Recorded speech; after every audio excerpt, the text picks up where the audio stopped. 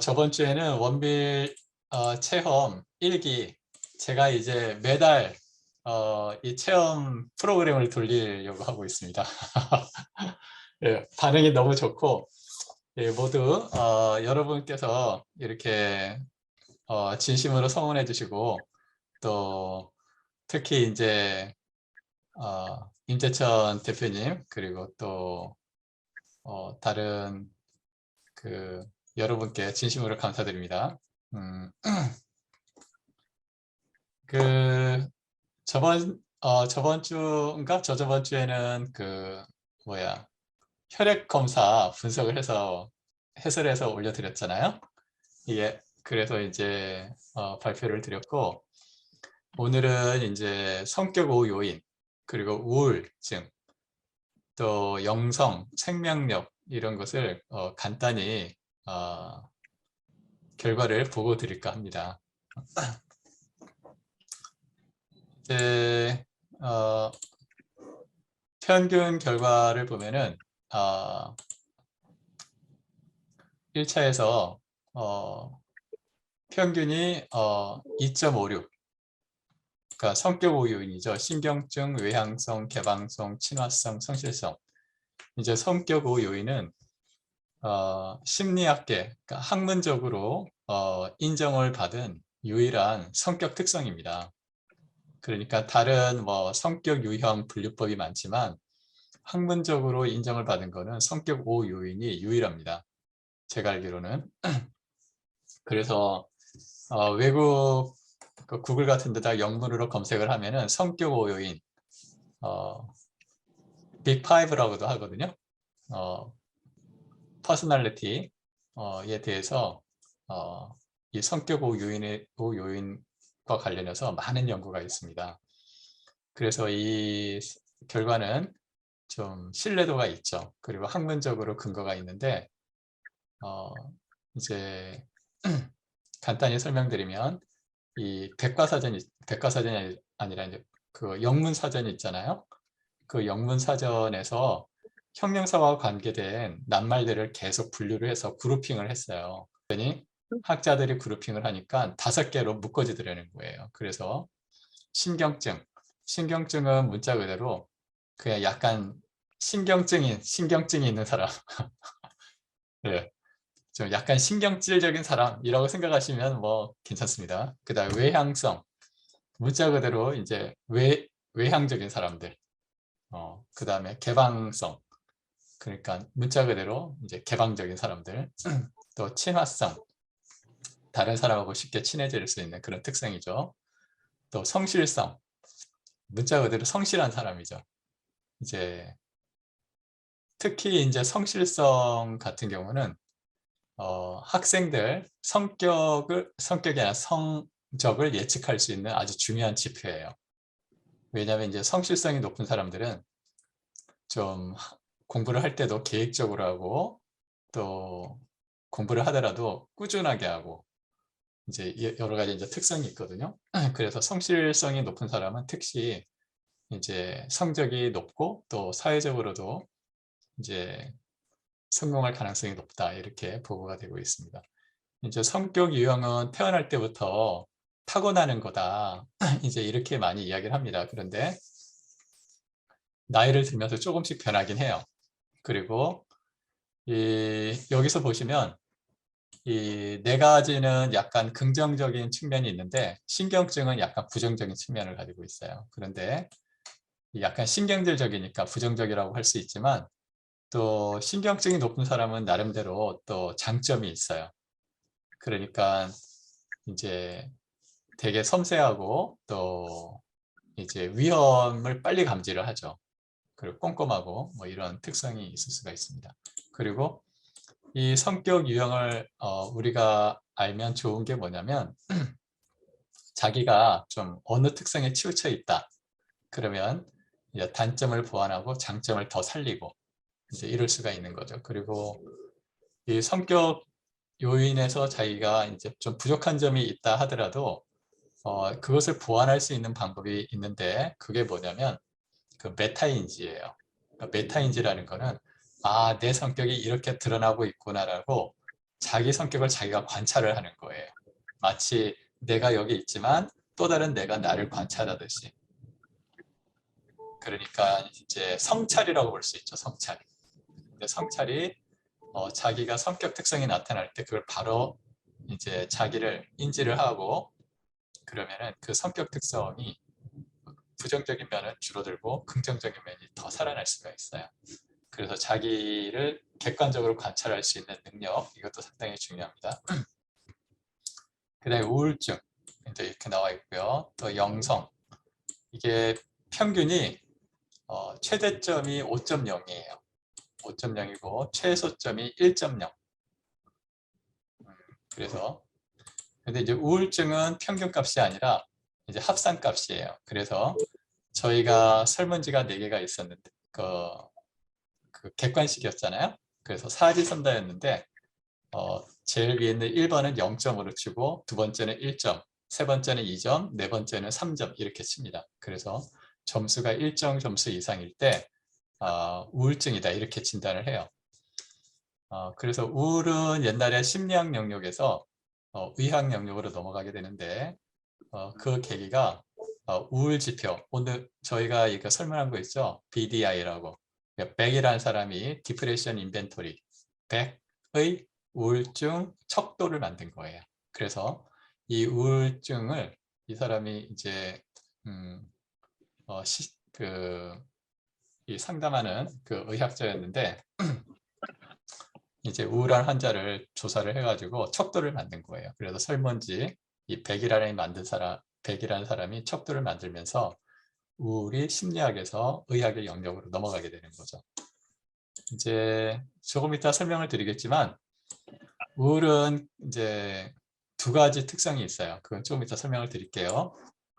그래서 1차에서 보면은 거의 2.5에서 이렇게 있었고요. 그런데 이제 외향성이나 개방성, 친화성, 성실성 같은 것들이 2.5보다는 약간 높았어요. 그러니까 아무래도 신앙인들도 많이 참가를 하시고 그래서 이제 그랬던 것 같고요. 우울증은 7점이었는데 8점부터 경증 우울로 이렇게 치더라고요. 8점 넘어가면서 9점. 그래서 우울증은 전반적으로 정상 범위, 우울하지 않은 사람들이 많았는데 또 영성은 3.1, 2.5가 평균이라고 말씀드렸죠. 생명력은 3.35 이렇게 됐습니다. 간단하게 이제 그때도 말씀드렸다시피 이제 모든 통계는 정규 분포를 근거로 하거든요. 그러니까 정규 분포라는 거는 지금 그림처럼 이렇게 봉우리가 가운데가 가장 많고 그 다음에 가장 적은 점수 1.0이나 가장 높은 점수 5.0이 점점 줄어드는 거예요. 그래서 이렇게 모자 씌운 것처럼 산봉우리처럼 이렇게 부드럽게 곡선이 이어지는 거죠. 그 막대 그래프는 빈도, 사람 수죠. 그래서 3.0인 사람이 6명, 또 뭐 한 2.5가 뭐 7명, 8명 이렇게 되겠죠. 여기가 6이니까. 그래서 분포들을 그러면 이렇게 정규 분포를 나타내고 있었어요. 또 외향성도 마찬가지로 이렇게 나와 있죠. 외향성은 오른쪽으로 약간 치우쳐 있죠. 신경증은 약간 왼쪽으로 치우쳐 있고, 개방성도 정규 분포를 잘 나타내고 있었고요. 네, 친화성도 정규 분포를 잘 나타내고 있었어요. 그래서 전반적으로 저희가 통계 결과를 신뢰하는데 큰 문제가 없었다. 이제 이렇게 보여드리고요. 또 영성도 이렇게 나와 있고요. 생명력도 이렇게 정규 분포 3.5가 가장 많죠. 그죠? 네. 이제 평균 비교를 말씀을 드리겠는데 이제 일단은 이 성격 특성은 크게 변하지 않아요. 그래서 이제 유의 확률도 전후로 이제 통계적으로 0.05 이하가 돼야지 이제 차이가 의미가 있다 이렇게 볼 수가 있는데 전부 다 0.05보다 커요. 그래서 이제 일주일간 전후로 해서 성격이 거의 변함이 없다. 맞는 얘기인 것 같고요. 또 우울증도 지금 참가하신 분들이 대부분 우울이 없잖아요. 그죠? 우울이 없는데 우울이 이제 크게 개선되기가 기대하기가 어려우니까 이것도 이제 통계적으로 0점 차이가 없었고요. 또 영성도 뭐 큰 차이가 없었습니다. 다 뭐 신앙이 돈독하신 분들 많이 참석을 하고, 또 사실 이런 프로그램에 참석하실 분들은 사실 좀 긍정적인 분들이 많죠, 아무래도. 그죠? 또 생명력도 큰 차이가 없었습니다. 그래서 성격 특성이나 또 우울증, 영성, 생명력은 일주일 사이에 통계적으로 뭐 이렇게 유의하게 차이가 보기는 어려웠다. 이제 이렇게 볼 수가 있습니다. 그런데 다만 좀 몇몇 분들은 우울이 많이 개선이 됐어요. 그래서 어떤 분은 성함을 알려드리기는 어렵고요. 17점이었는데 3.0으로 이제 약간 경증 우울에서 이제 그 정상, 완전 정상으로 변했고요. 또 다른 분은 9.0, 약간 이분도 경증 우울이었죠. 그 다음에 또 어떤 분은 25에서 9점으로 내려갔어요. 그래서 이런 경우는 약간 중증 우울이라고 볼 수가 있는데 이제 정상 범위로 이제 내려갔습니다. 그래서 이 개별적으로 이제 전체적으로는 통계적으로 유의하지 않았을지라도 이렇게 우울이 좀 심하셨던 분들은 개선되는 것 같다. 이제 이런 이제 추론을 할 수가 있었습니다. 그다음에 이제 회귀 분석을 이제 잠깐 설명을 드리겠는데요. 회귀 분석은 이제 통계학에서는 이제 우리가 어떤 학문이든지 뭐 의학이든지 뭐 지리학이든지 천문학이든지 뭐 심리학이든지 이 모든 학문은 연구하는 데 있어서 궁극적인 목표가 원인과 결과를 규명하는 거예요, 사실은. 그래서 원인이 무엇이고 결과가 무엇이다. 또 원인이 결과에 얼만큼 영향을 주나. 이걸 이제 수치로 잡아내는 거죠. 그래서 회귀 분석은 통계학의 꽃이라고 이야기해요. 꽃. 그러니까 가장 클라이막스죠, 사실. 왜냐하면 원인과 결과가 나오니까. 그런데 이제 인체 내에서 저희가 이제 일주일간 원밀식을 했잖아요. 그래서 케톤체가 많이들 증가하셨잖아요. 그죠? 그래서 케톤체 수치를 이제 성격 유형하고 한번 해봤어요. 그래서 이 가로축이 케톤, 토탈 케톤체예요. 그리고 세로축이 친화성. 그래서 회귀 분석을 했더니 케톤체가 증가하면 친화성도 증가하더라는 거예요. 이게 삼포도라고 하는데요. 이 점들이 이렇게 나와 있죠. 그래서 이 통계적으로 유효하게 나왔어요. 통계적으로. 이건 그냥 우연히 이렇게 나온 거라는 아니라는 뜻이에요. 이거는 분명하게 케톤체로 의해서 친화성이 증가했다라고 통계적으로 규명이 나왔습니다. 그래서 상당히 흥미롭고요. 그러니까 친화성은 문자 그대로 친해지는 거죠. 친해지는 거. 네. 사람들도 있잖아요. 쉽게 친해지는 사람이 비즈니스도 잘하고, 그죠? 또 친구들 사이에도 관계가 좋고, 그렇지 않겠습니까? 네, 그렇게 생각하시면 됩니다. 그래서 케톤체가 증가하면 친화성도 증가한다. 통계적으로 유의했다. 설명력, 그러니까 그 케톤체가 친화성을 얼만큼 설명할 수 있느냐, 통계적으로 대략 한 20% 정도 설명을 할 수가 있었습니다. 성실성은 어떠냐? 성실성도 통계적으로 유효하게 나왔습니다. 그래서 가로축이 케톤체잖아요. 케톤체가 증가할수록 이 산포도인데 이 점이 이제 개인의 점수예요.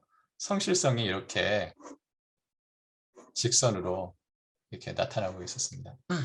개방성도 증가를 했습니다. 그래서 이제 오픈 마인드, 그러니까 새로운 것에 대해서 이제 오픈하고 이제 새로운 것을 배울 수 있는 그런 특성들이죠. 그래서 개방성도 학생들의 경우는 성적과 많이 관련이 있다. 이런 이제 보고들이 있습니다. 그래서 케톤체가 증가하면 토탈 케톤체가 증가하면 개방성도 이렇게 증가하더라. 근데 통계적으로 유의했다. 이제 이렇게 나왔습니다. 이외에 이제 나머지 두 개, 그러니까 신경증과 케톤체 사이를 회귀 분석했는데 그거는 통계적으로 유의하지가 않았어요. 네. 그래서 이제 또 영성을 또 해봤거든요. 그런데 흥미롭게도 케톤체가 증가를 하면 영성도 증가를 했어요. 통계적으로 유의하게. 그래서 저 이거 좀 흥미로웠습니다. 저도. 그러니까 이제 영성이라는 거는 이제 신앙, 그죠? 신실한 어떤 그런 부분도 있고, 그러니까 보통 영성은 이제 척도가 여러 가지인데 보통 이제 많이 쓰이는 척도가 영성을 이제 수평적 영성과 수직적 영성으로 나누는 척도가 있거든요. 그래서 수평적 영성은 나와 관계된 다른 것들과의 어떤 연대성, 연대감 이런 거거든요. 예를 들자면 이런 거죠. 영성이 높은 사람은 나뿐만 아니라 내 가족에 대한 소중함을 많이 인식을 하죠. 또 나뿐만 아니라 또 가족에서 좀 더 영성이 높은 사람은 친구들에 대해서 더 소중히 생각하고, 또 영성이 좀 더 높은 사람은 친구뿐만 아니라 이제 나하고 모르는 사회 전체에 대해서도 이제 소중하고 이제 그런 의식이 높아지는 거죠. 좀 더 나아가면 이제 동물들, 그죠? 또 무생물, 또 지구 전체, 뭐 이런 식으로 우주 전체, 이런 식으로 이제 수평적으로 이제 확장이 되는 게 이제 수평적 영성이고요. 그다음 수직적 영성은 이제 신과 관계된 거죠. 뭐 크리스찬 같은 경우는 하나님, 그죠? 또 하느님, 또 뭐 불교인 같은 경우는 뭐 부처님, 그죠? 이렇게 또 뭐 굳이 신앙이 없더라도 이제 절대적인 어떤 우리가 알 수 없는 미지의 영역과의 어떤 일체감, 이런 게 이제 수직적 영성이라고 이야기를 합니다. 그래서 흥미롭게 혈액 내에 있는 케톤체가 증가하면 영성이 증가한다. 이제 어떻게 생각하면은 우리가 이제 케톤체가 단식이나 칼로리 제한식 때 내 에너지의 70%를 공급한다고 그랬잖아요. 그죠? 75%까지. 그죠? 그런 것도 성인에 비해서 어린이들이 케톤체 수치가 더 빨리 올라가고, 그런 측면에서 보면 성인보다 어린이가 더 영성이 높다. 뭐 이렇게까지 해석이 되네요. 또 그러면 왜 케톤체는 일종의 에너지체잖아요. 그래서 생각을 해봤는데 그렇다면 생명력과 관련이 있지 않을까 해가지고 제가 한번 이건 통계적으로 유의한 겁니다. 나중에 이제 제가 퍼블리시 논문으로 써가지고 이제 발표를 하려고 이제 하고 있습니다. 그럼 생명력이 증가하면 영성도 증가하냐? 정말 증가하더라는 거예요. 그러니까 우리가 영성이라는 것은 신체의 상태와 분리된 게 아니라 많이 관련돼 있다. 네, 이렇게 추정할 수 있습니다. 물론 육체적 건강이 영성은 아니겠죠. 왜냐하면 이게 설명력이 한 25%밖에 안 되고 25% 정도 되거든요. 근데 25%도 상당히 높은 거죠. 왜냐하면 우리가 다양한 것들이 영향을 주잖아요. 그죠? 그런데도 불구하고 이 인체의 어떤 생명력, 활력들이 영성에도 영향을 준다. 그러니까 우리 몸을 건강하게 하고 또 노폐물 빨리 제거하고 또 혈액순환 잘 순환하고 이런 것들이 곧 신앙과 많이 연결됐다. 참된 신앙과 또 영성과 연결된다. 뭐 이렇게 이제 해석이 됐습니다. 상당히 흥미로운 결과였는데 관련된 출처 레퍼런스가 얼마나 있는지는 제가 또 따로 조사를 해가지고 다음에 또 보고를 드렸으면 합니다. 일단 오늘은 이 정도 발표를 하고 발표 내용에 대해서 궁금하신 점이나 또 다른 뭐 상관없이 질문이 있으시면 해주시면 제가 아는 한에서 답변을 드리도록 하겠습니다.